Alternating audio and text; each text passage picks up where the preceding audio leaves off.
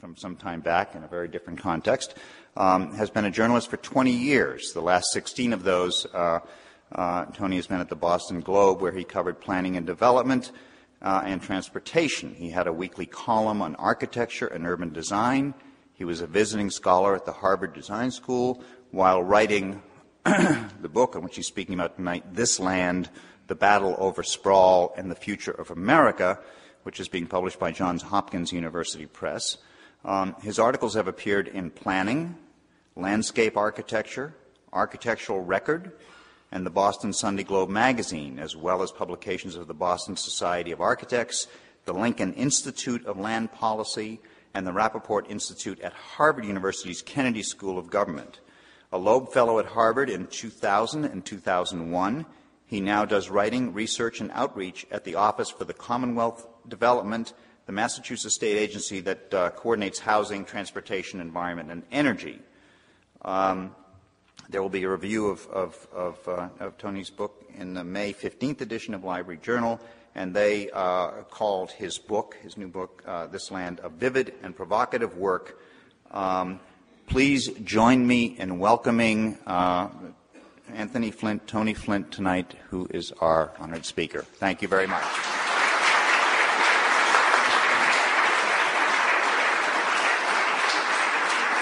Thank you. Thank you for that kind introduction. I'd like to read from Chapter 2 of my book before broadening things out and having a conversation here tonight. And I'd like to take you all down to the ranchlands north of Dallas, where there's a road called FM 423.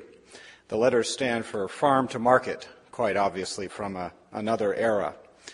This is about an hour north of Dallas, and this two-lane road fills up bumper to bumper with people trying to get home from work every day at 5 o'clock, solo drivers inching forward and braking for several miles in long, lazy lines.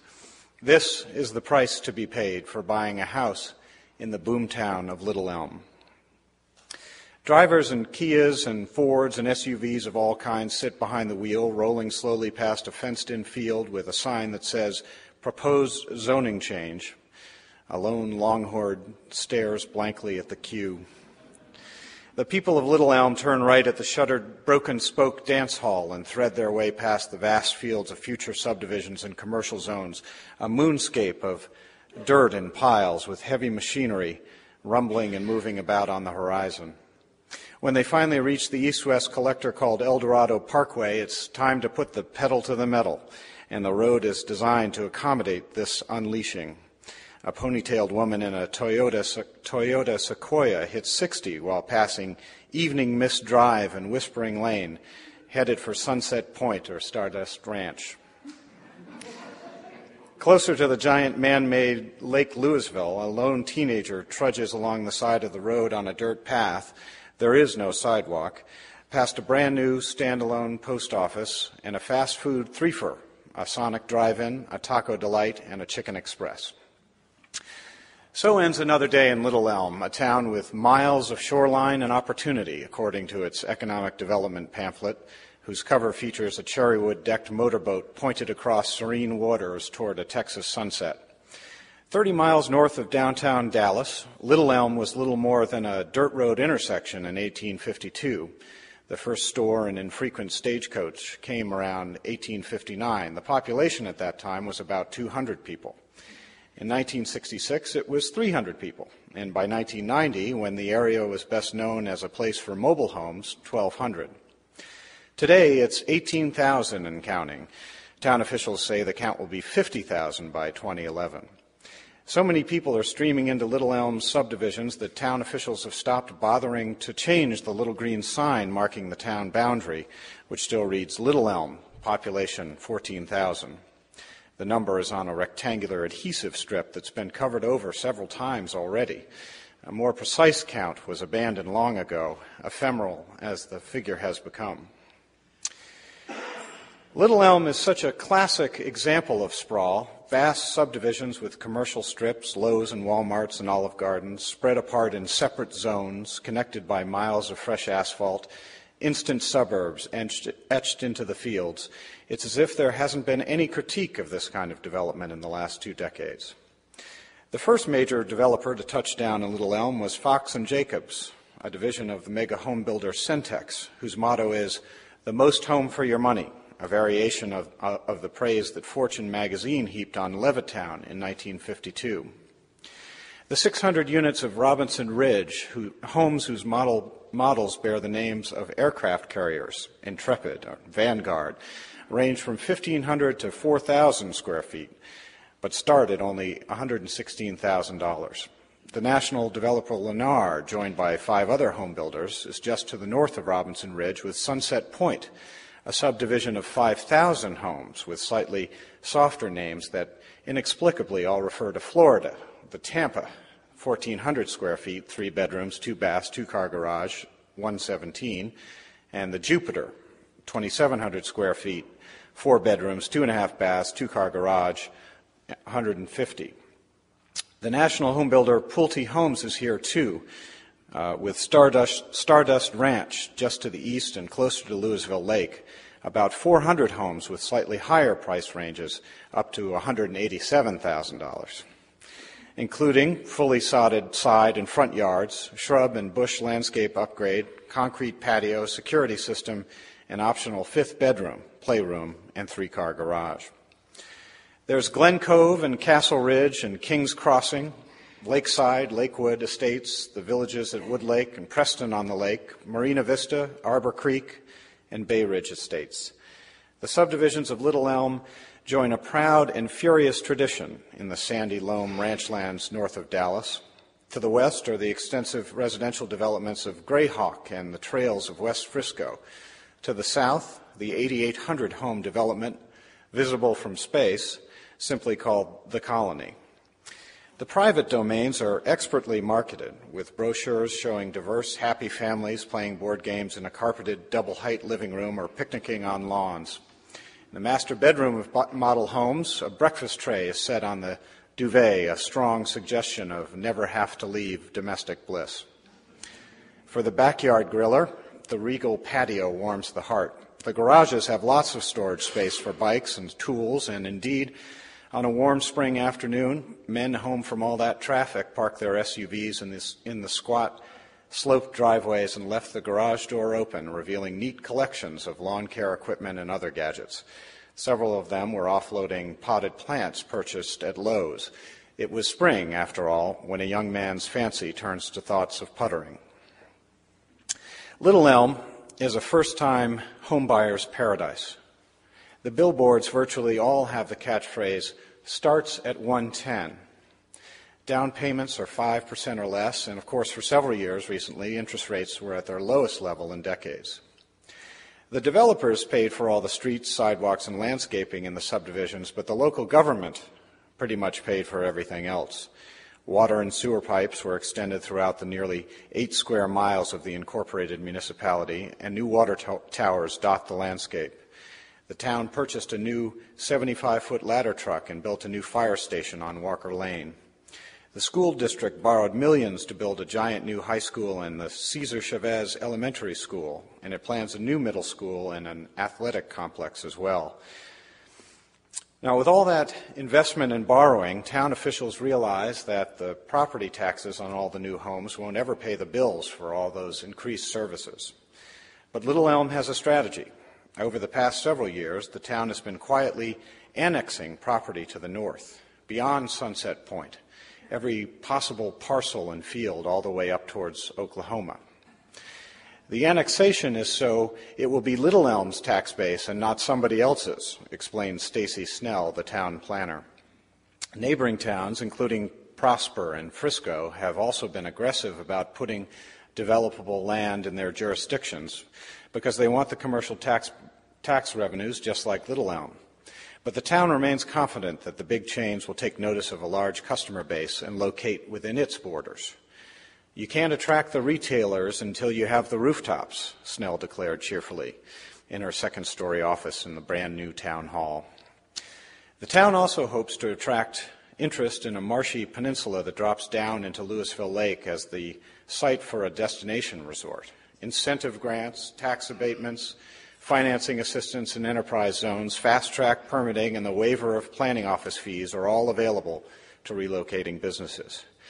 Right now, the big office parks are elsewhere. Most Little Elm residents commute either to downtown Dallas or, more likely, to the Legacy Drive area of State Highway 121 in the Dallas Parkway, where Dr. Pepper, 7-Up, JCPenney, Frito-Lay, and EDS, the information technology company founded by Ross Perot, all have corporate headquarters in glass and stone buildings arrayed in campus-style office parks.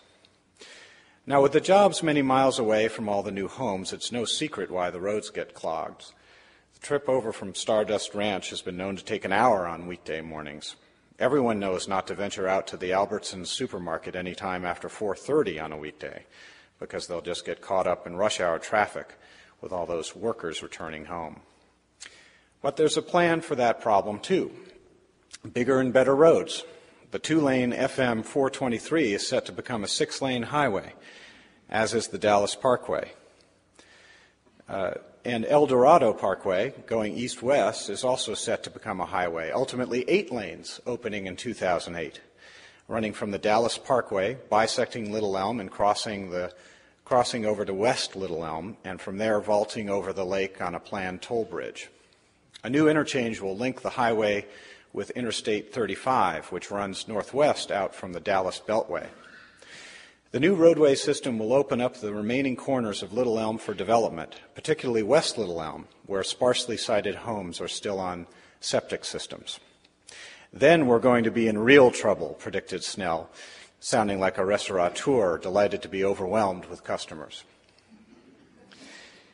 Trying not to sound too much like a wet blanket, I asked Snell if anybody was worried that there would, in fact, be real trouble if the growth in Little Elm continued this way, that the widened roads would just get filled up with more cars and it would take a long time to get anywhere because of the crush of people going from homes to stores or work and back again.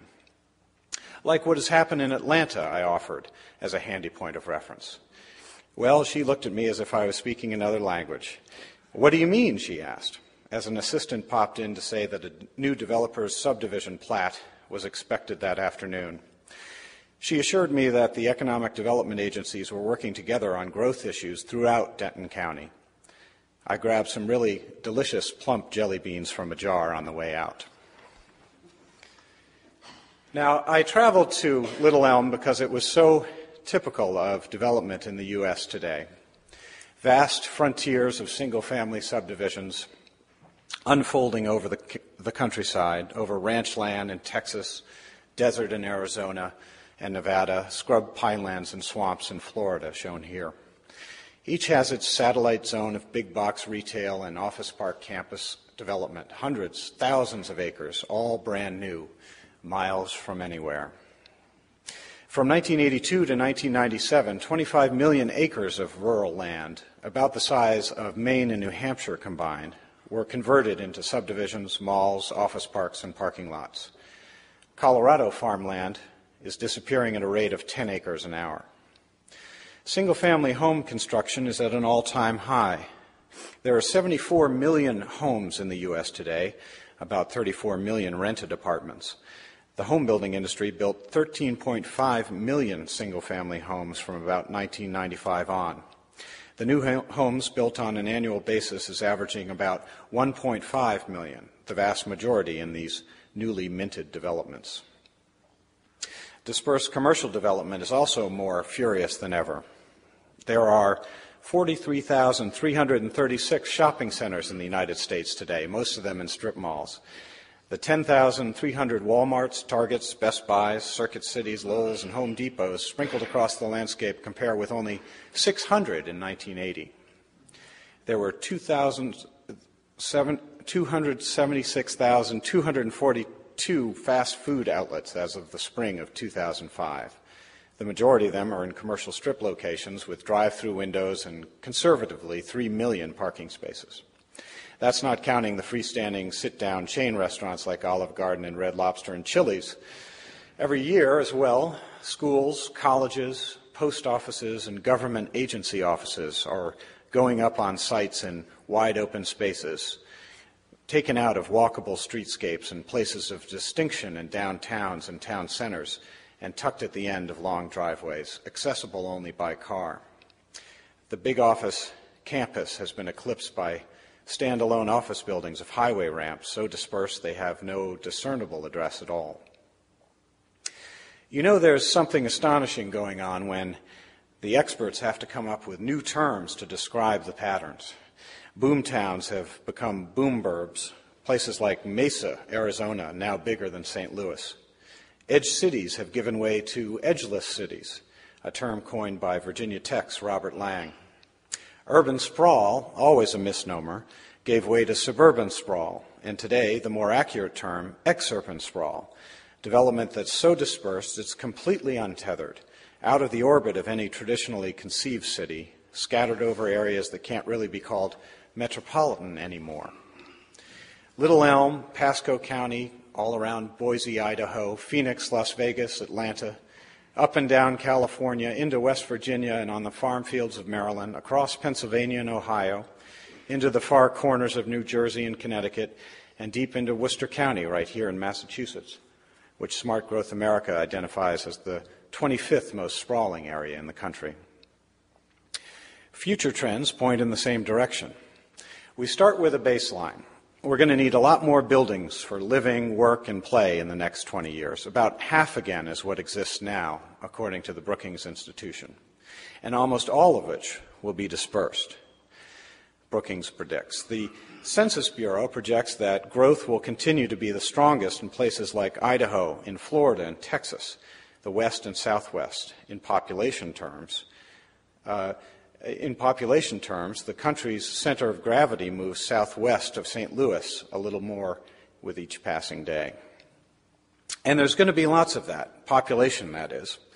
Take the most conservative estimate and you get about 100 million new people in the country by 2050.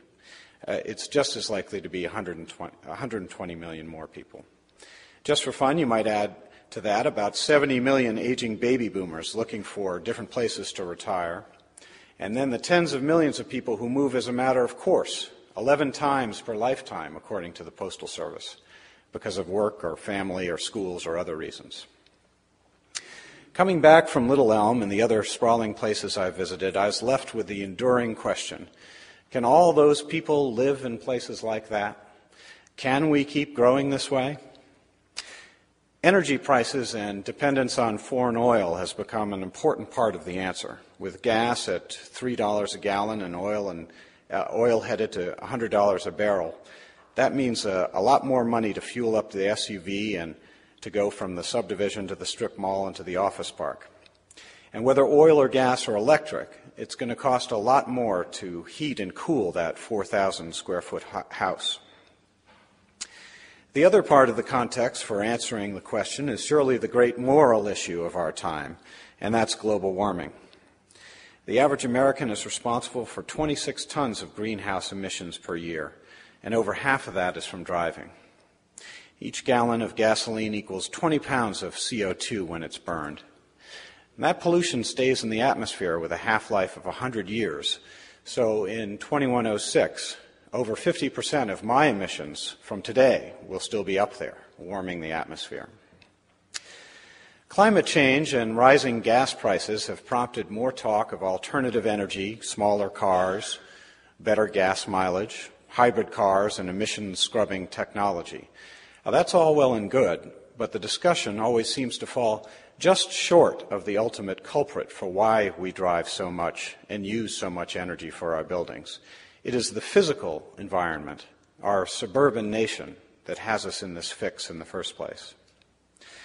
The practical consequences of sprawl form a long list. The low initial sales price in the subdivisions turns to frustration for those stuck in traffic and unable to get home for a Little League game. Local governments must charge higher taxes or go broke as they extend infrastructure like water and sewer and roads and school bus service, police and fire to the far-flung areas being developed. As sprawl drains life away from our cities, wide swaths of the population are left behind, not only in cities, but increasingly now in older first-ring suburbs as well. Sprawl disrupts the natural recharging of water supplies as rain runs off rooftops and paved surfaces. Wildlife is chased away as ecosystems are similarly disruptive. And local farms and farmland disappears just at the time when more Americans are rediscovering the value and the security and peace of mind inherent in locally produced food. And so there is this crazy idea that there's a better way. Smart growth, new urbanism, green building and sustainable, environmentally sensitive development. Development that serves some significant emerging needs, the shorter commute, not having to jump in a car for every errand, and provides a stronger fabric for community along the way.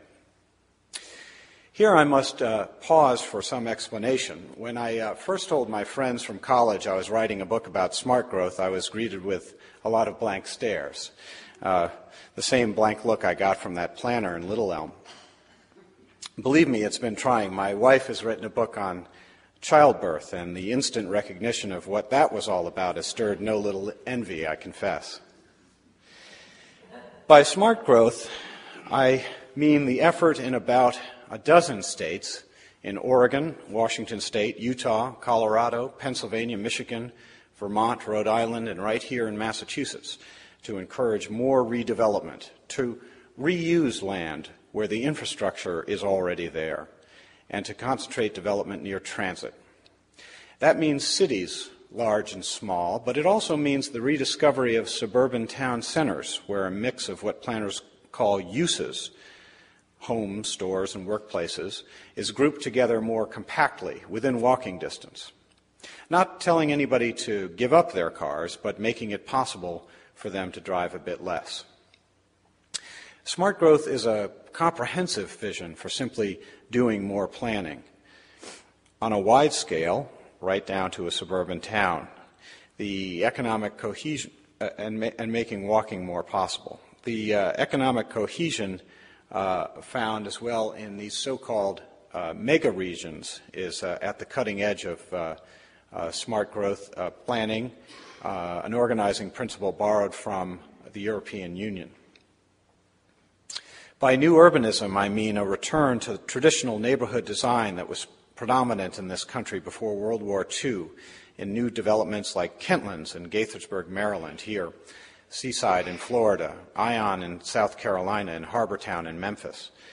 And what a band of revolutionaries led by the likes of Andres Duany is trying to bring about in Louisiana and Mississippi, now rebuilding after Katrina. Not cookie-cutter recreations of the ideals of the late Jane Jacobs, but a comprehensive approach to community building along a range of neighborhoods, from the urban to the rural, the concept known as the transect. The new urbanists also offer a new zoning code based on building form rather than uses. By green building and sustainable development, I mean the use of recycled building materials and cutting-edge technologies for greater energy efficiency, using natural ventilation and sunlight and geothermal heat, for example. Ecological planning is based on greater awareness of wildlife habitat and developing with more sensitivity to our footprint on the land. Sustainable practices might include keeping those small farms in business by getting food from the farm to the table in close proximity, saving on transportation costs in the process, capitalizing on the growing awareness of the value of local, organic, and unprocessed food. There is the emerging notion of safe growth as well, development that is mindful of floodplains, mudslides, and wildfires.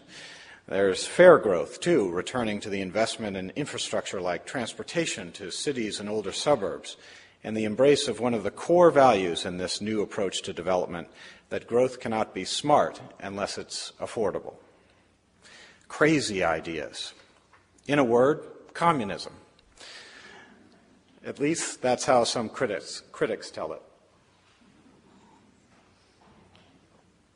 When I first started writing about smart growth and new urbanism, I fancied myself as a witness to a revolution. But this revolution was surely not what this movement had in mind. The backlash against all these efforts has been fierce over the last decade. Property rights advocates have led the way, seen most vividly in the ballot measure passed in 2004 in Oregon, which required compensation or freedom to build for landowners who lose value because of the state's land use regulations. A similar measure is ready to go this fall in neighboring Washington states. The property rights cause is bolstered by sympathetic figures, almost always elderly, and a sense of outrage growing out of the Kelo versus New London decision affirming eminent domain for economic development. Libertarians have turned out op-ed essays decrying any attempt to intervene in the free market or to mess with the traditionally conceived notions of the American dream. The conventional development industry has been masterful in heading off change. Road paving contractors ensure the status quo on spending on highways versus transit, and the big home builders make sure the rules of the development game don't get changed. That's been relatively easy to do since those rules are set at the local level. The defenders of sprawl have latched on to some legitimate themes. Many Americans crave elbow room and follow the path established by Thomas Jefferson in the country's westward expansion. Homebuyers want good schools and a sense of safety, propelled in small part by terrorism and what may be a biologically ingrained quest for dispersal. And greater density in those areas of redevelopment is a big problem for many of those already living there, expressed in the epidemic of NIMBYism, not in my backyard. But heaped on top of all these crazy ideas is one more, that smart growth is a very practical and conservative notion. Changing zoning to allow more urban infill actually sweeps out the onerous government regulation that stands in the way of that development. Right now, the system of rules and subsidy favors only one style of development, sprawl. Libertarians might recognize in that the sinister act of government picking winners and losers. More concentrated development and redevelopment is increasingly being recognized as a more efficient use of resources as well, as local and state governments strive to balance the books.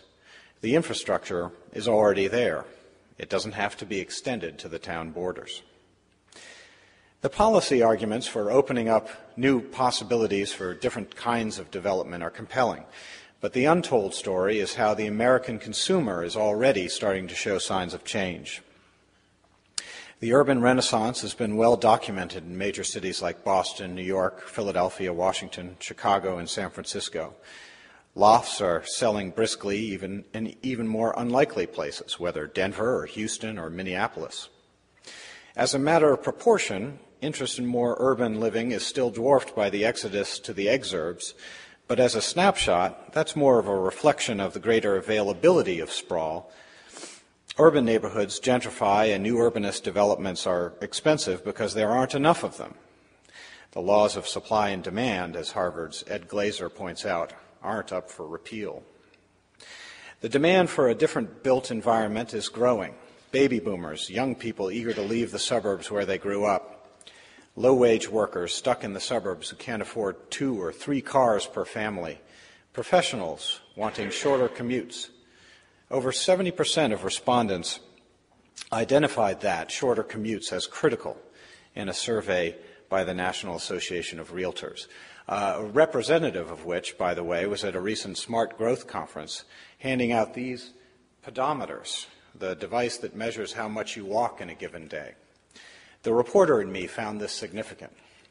More people are realizing that a little bit of walking each day can do wonders for health, and here the National Association of Realtors was embracing the idea. Like the realtors, private developers have already awakened to these shifts. The mixed-use, transit-oriented urban village is the surging trend in development today, from Denver's closed Stapleton Airport to the South Weymouth Naval Air Station, a few miles south of here.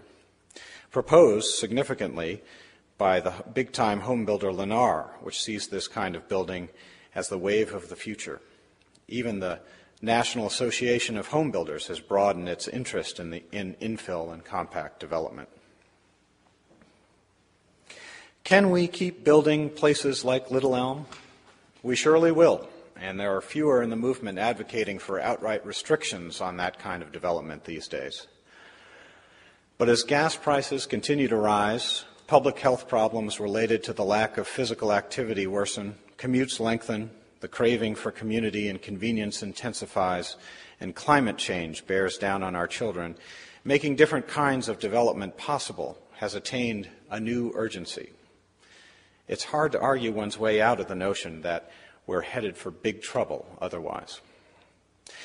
The average citizen may have difficulty seeing how individual action fits into all this. Perhaps the most important thing any family can do is make an honest assessment of living needs. Do they need that much house, 2 hours from work, that much land? Millions are poised to reach a new conclusion. In a democracy, there are plenty of other stands to take. At the planning board hearings that go late into the night, at the ballot box for a proposal for regional tax revenue sharing, the town meeting where a change to 80-year-old zoning is on the warrant.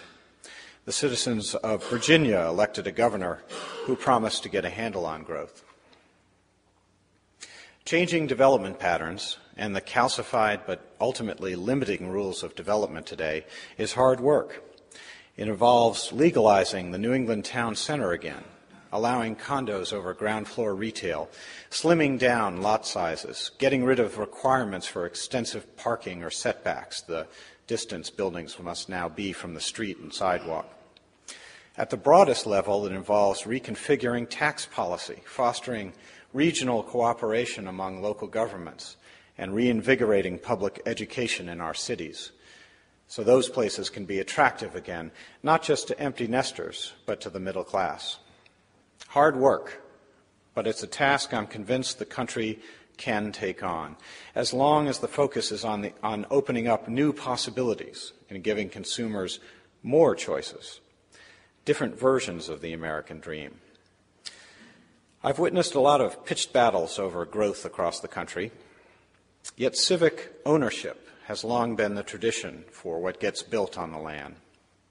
Anyone who slogs it out at those late-night zoning hearings or planning charrettes or town meetings in the spring, all of us might be reminded that this land is your land. Thank you very much.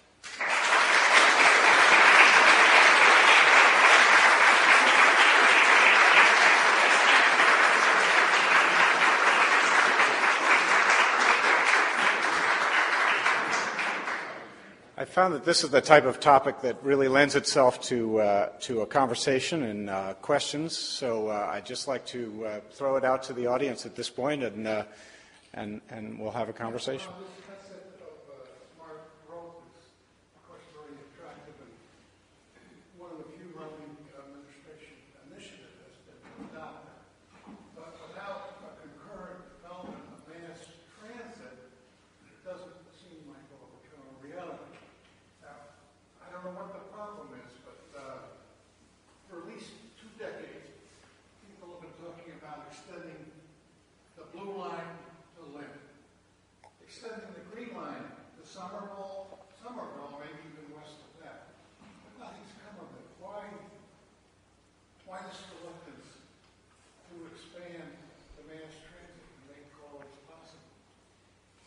Well, transit, of course, is a centerpiece for within Route 128 here in Boston.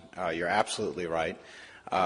The plans to extend the Green Line through Somerville from Leechmere Station to West Medford are in place, and they are moving forward. And in fact, that's an interesting case study because the proposal for that was closely linked to the development that Somerville has promised to do all around the stations along that new line. In fact, the funding was really predicated on the development, the transit-oriented development that's going to occur at each of those new stations as it goes up from Leechmere. So that's one project that actually is in the works. A Blue Line extension to Lynn is also certainly being considered. We have great bones here in the Boston area, and the MBTA system is a wonderful framework for growth. It's really the envy of other metropolitan areas, and it's the basis for this kind of redevelopment. Now, transportation planning is really joined at the hip with development and land use policy. So you'll see more of that going forward, as well as the the Silver Line, potentially Phase 3, other projects like the Urban Ring, and a lot more money actually devoted to transit in the long-range transportation plan. I'm sorry, we'll go here, or no, go there and then there. As we look towards remedy, I can see how efforts to revitalize an urban core may be very successful. I can also understand how efforts to limit the development of the improper development of open space may also be successful. I don't have an understanding of what we can do with land which has already been sprawled. It has lots of single-family developments on cul-de-sacs and bypasses and so forth. Please tell us what can we do. That is one of the hardest challenges that planners face, and there is not much that you can do. There's a course by the Lincoln Institute of Land Policy called Redesigning the Edgeless City, and what it focuses on is the big arterials, the roadways that have the commercial strips on them. And that is one place in these exurban locations that you can work with and institute bus service, for example, or redesign the streetscape so that it's more walkable and it doesn't have all parking lots in front. So you can do something with the commercial side of that kind of exurbia. The single-family subdivisions, like what we saw in Little Elm, they're here to stay. I think that some of those people, at least, are going to feel like it was not exactly what they bargained for, especially as the gas prices continue to rise so steeply. And here, I promised you. Would you address the needs of middle-class families with children? Because I think that's usually who buys the single-family home, and they make the sacrifice to drive the 2 hours because they want a yard or good schools. How do you change that in future generations? You know, if you yourself were raised and you had a yard, you had your own bedroom, and you had all this, and you perhaps want that for your child? Yes, well, you're absolutely right. The question was, what do you do about middle-class families and how to make city living or more compact living more attractive to them. I live in the city, have a little tiny backyard, but I also have a park across the street. Very fortunate to have that, but the most livable cities have those kinds of amenities far better than you could ever get with your own backyard, I would argue, just down the block or within walking distance. But it has to be a livable city, and there's no question that the steepest challenge in that regard is the public schools and making them acceptable again, whether through neighborhood schools or other strategies to change the status quo and return to the public education tradition in cities. Otherwise, what you'll have is only those who are wealthy enough to be able to afford private schools for their kids if they do choose to live in cities. The affordability piece is critically important, and it's not just cities, but older suburbs and even some of the newer suburban towns.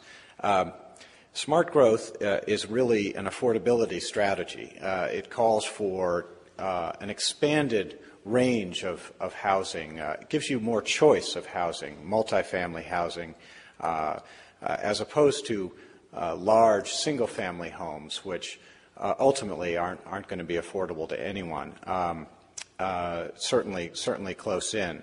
So the efforts to promote more concentrated development around town centers and even in suburban towns will get you a diversity in the housing stock and a range of housing choices that will actually start to address the housing affordability problem.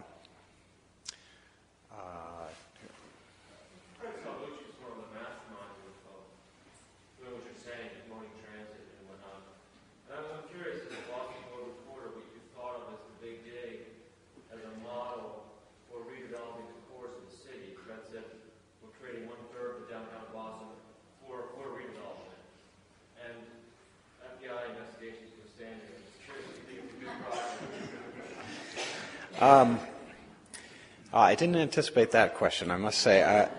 It was certainly a very expensive project because of the design and engineering challenges. I think Fred Salvucci had the right idea and thought of it as really a beautification project as much as a transportation project, and I certainly think that we're going to see the payoff of that down the road as we have the North End parks being the first to open on the Rose Kennedy Greenway, but a very expensive beautification project. One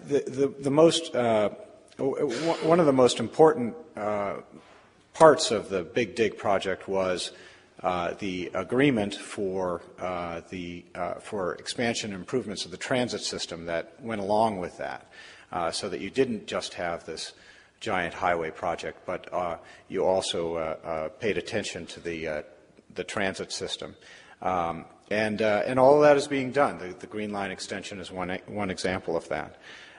So I think we're going to be really happy a couple of years from now when the Rose Kennedy Greenway comes together.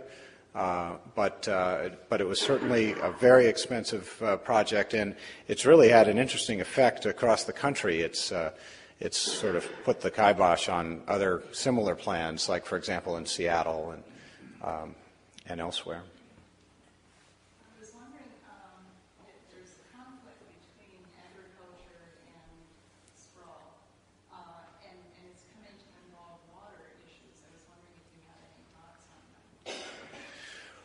Well, certainly with the growing interest in local food, there is a return to this really very, very old concept of agriculture, the farmland and the urban having that relationship in reasonably close proximity. I was interested to note how much fuel actually goes into producing a plate of food. It's really amazing all the transportation that's involved and growing the crops and so forth. And a small farm that's kept in business, whether through a farmland preservation program or just a better support of local food, does a couple of things. It puts that piece of the puzzle in place, and it prevents that farmland from being turned into a subdivision or a commercial strip mall. So the support of agriculture, and particularly small farms, is a very important part of the smart growth movement. And interestingly, you've seen a real alliance with the American Farmland Association and other groups that are really quite aghast that there is so much farmland disappearing and giving way to this kind of development every year. And so they're a very important part of the Smart Growth Alliance. What do you think the tipping point would be in terms of food cost? The sort of the 5,000 square foot exurban house that turns into a wet wetland. I mean, there's a tipping point somewhere along the line where $4 a gallon people say, "Whoops, I got to sell that. I'm out of here."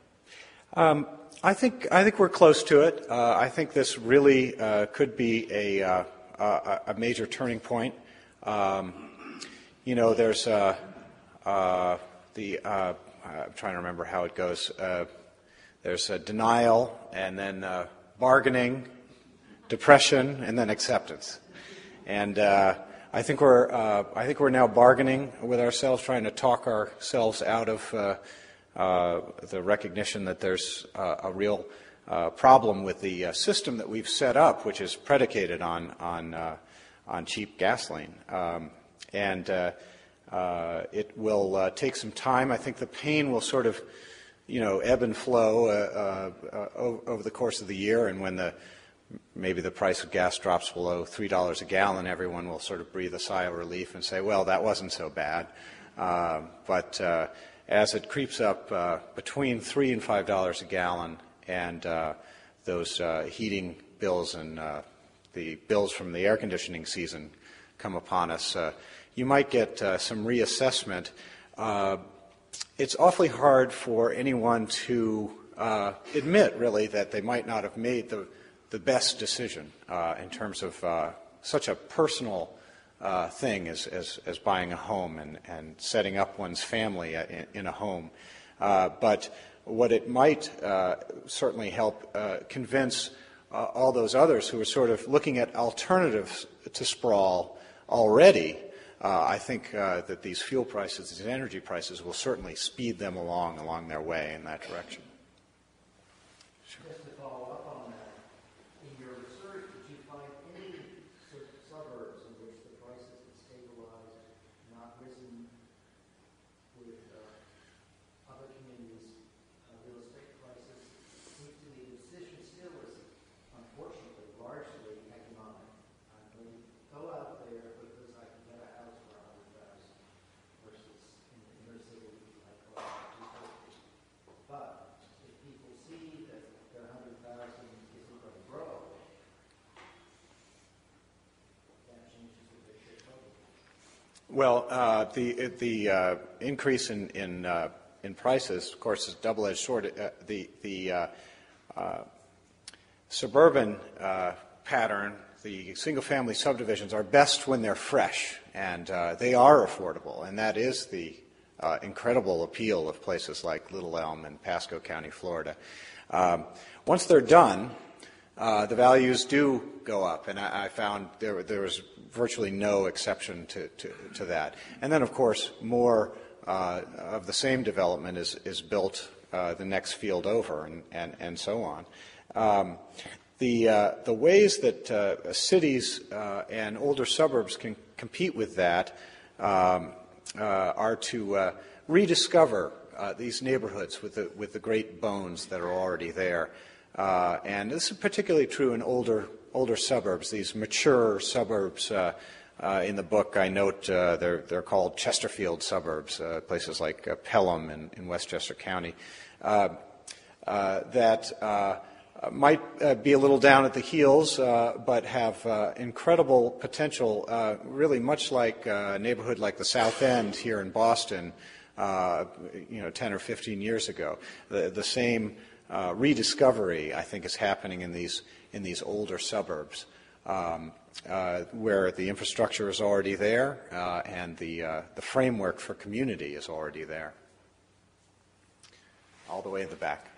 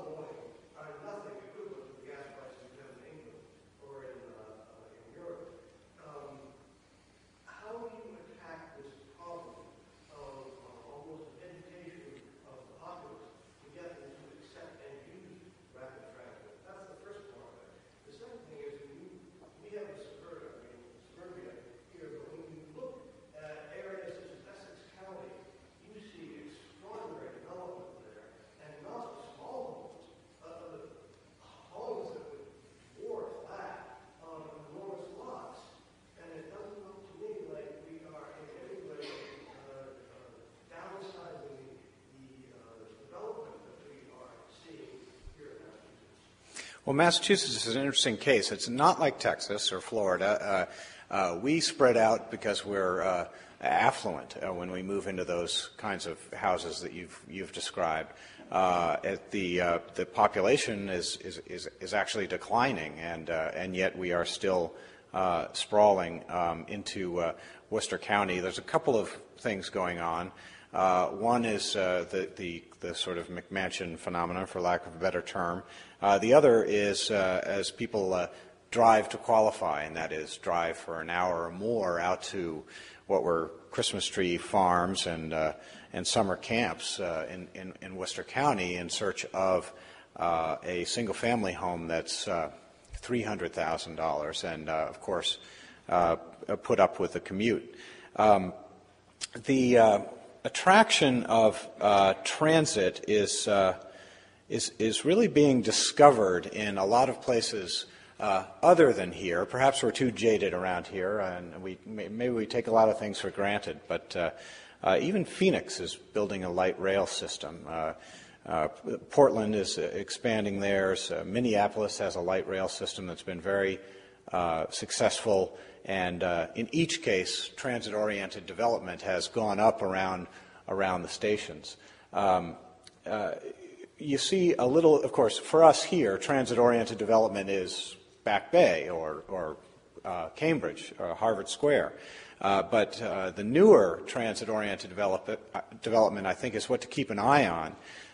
Places like Wonderland in Revere, Station Landing in Wellington Circle on the Orange Line, Woodland Station in Newton on the Green Line. When you have more people actually living within a quarter mile of these stations, I think you're going to see more ridership, and you'll also see more non-fare revenue for the MBTA. Where else were you here? Yes. What would you do with a town like, let's say, Guam and the Newton Center, West Newton? Those towns are pretty well developed. The houses are expensive, but they're old. I mean, the houses, I would say the average are 80 years old. They're very expensive. What can you do? I mean, to buy them, they're not, I would say, very expensive economically to try and convert it to some other use. And in Guam, let's say, where Woodland is a pretty well-developed town. And West Newton, which is adjacent to it, or Auburndale, are well-developed towns, difficult to do anything with. I mean, what could you do with it? Well, in those kinds of locations, it's building on the town center. I mean, you have a center in those areas to work with, and to add a little bit more density too, with different kinds of housing and more dense housing. There's all kinds of incentives now available from the state that actually pay the towns like this a handsome bounty for ushering in this kind of dense development. And the key is to work on the center. So with Newton Center, for example, that's another perfect example of transit-oriented development. It could be built on and extended on, it seems to me, with more residential development, perhaps on a parking lot or an unused parcel if there is one there. That's the thing about the suburban locations. They're trickier. A place like Brookline, because they, rightly so, feel that they're plenty dense already. Cities have more land to work with and more vacant parcels. And in fact, an interesting part of this whole smart growth movement is the vacant properties. There's a whole vacant properties wing of the movement. That all they do is figure out how many empty lots and parcels are in cities to develop on them, because otherwise they're just sitting there as vacant lots and going to waste. So cities have more potential in that regard. It is a challenge for suburban towns like that. Right here. Yes. Well, I was going to go. No, please go ahead. Yes, I just wanted to ask, please, did somebody happen to whip on typing out your internet address because I see 4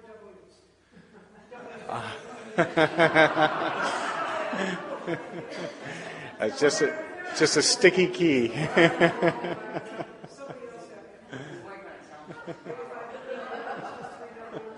It's just 3 W's, yes. I also wanted to ask about what happened to the town council, the selectmen, whatever, the city government of this West Allen, Texas is. In Westport, Massachusetts, the first coordinated development to go in with some dinky little houses set on half-acre lots, and the town was furious. It had to pay for sewer, water, electricity, and gas lines, and paving the road and the sidewalks. The minute that went in, the town selectmen met. They rushed through a bill that the minimum lot has to be an acre and a quarter, and they get a slight discount if it's 2 acres. The developer has to pay for all of the service lines going in. The gas, the electricity, whether utilities. And they also have to pave the road and fix the sidewalks. Well, why is this, the city authorities down in West Dallas, Texas, allowing themselves to have to continue to pay for the water, the sewer, the electricity? Why can't the developers pay for something like that? And Well, also, there's any movement afoot yet to make this exurb a mass transit. Can they have some sort of a rail line from out there, or what is it, subway line, whatever? Right. Streetcar line.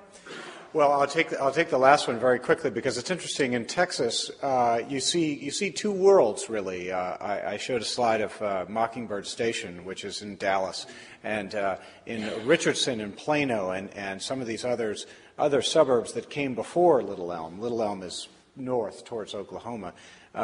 You are starting to see the extension of light rail and transit-oriented development in these Texas suburbs.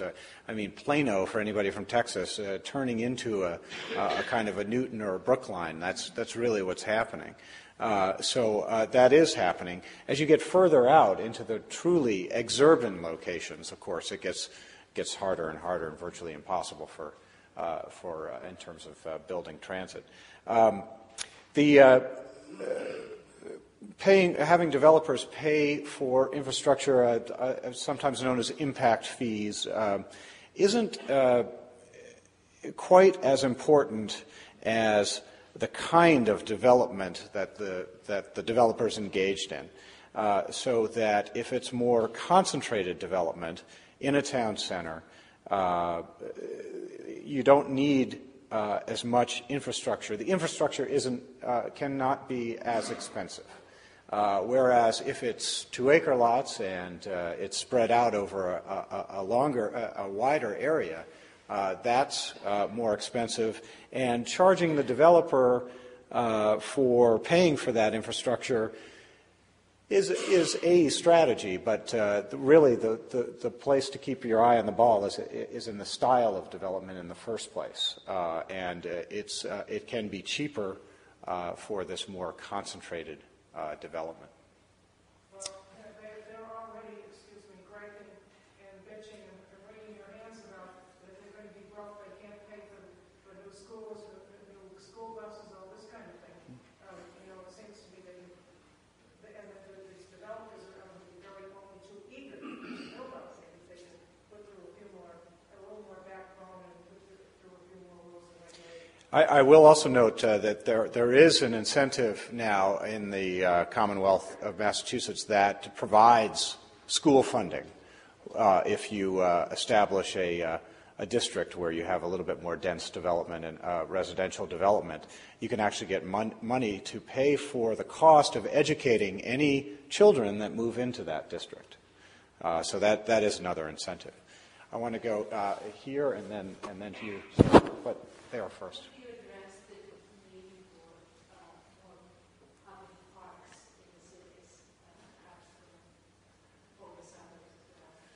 Yeah, crucially important. It's all part of the ideal of the livable city, and of course, it's really again a very very old notion that great cities should have great parks. For a family with children, it's an absolute prerequisite, especially if people don't have their own backyard.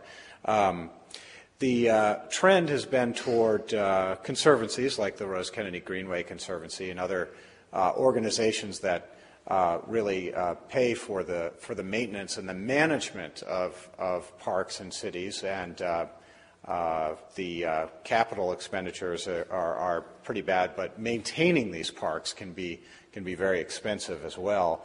And city governments across the country have really struggled with that.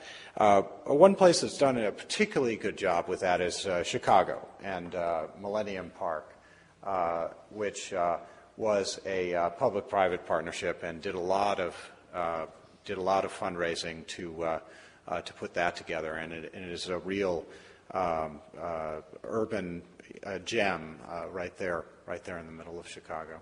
So perhaps we could look to Chicago as being a bit of a model. And back to you, sir. Yes. Has the anti-sprawl movement, in your opinion,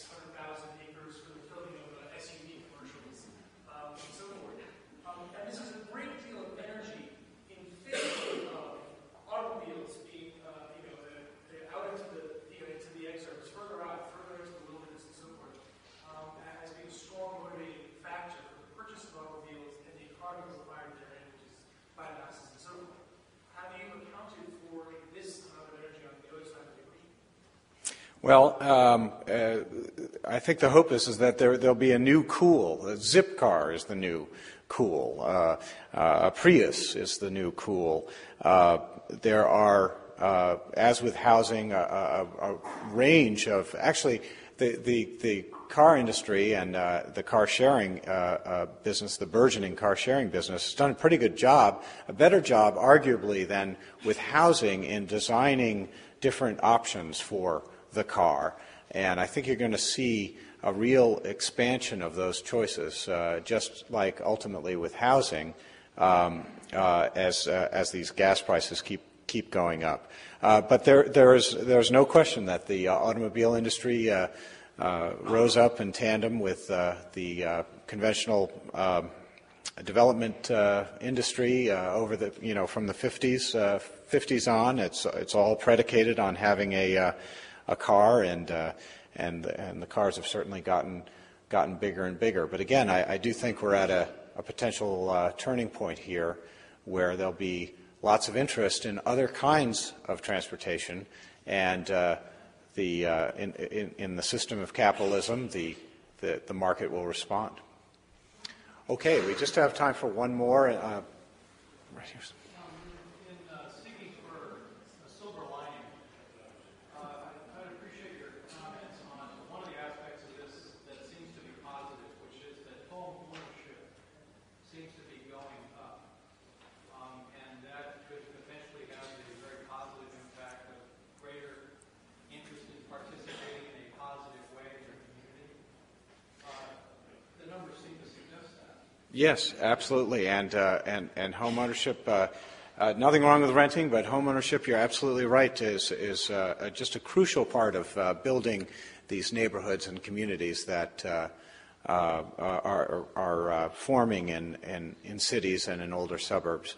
The danger, I think, is with some of the financial instruments and the mortgages way out there in places like Little Elm. When the bills come due for a variety of reasons, from a variety of sources, I think you might see some potential problems there. But that's out there in the exurban locations. The strength of communities certainly is found in large part in how many homeowners there are that feel a part of the neighborhood, feel a part of the community. Well, thank you all very much. I'm so glad to. And there's wine and cheese and books afterwards.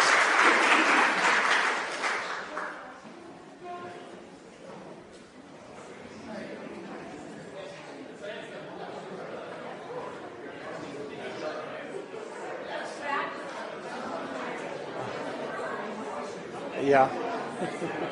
Well, but right. No, that's true.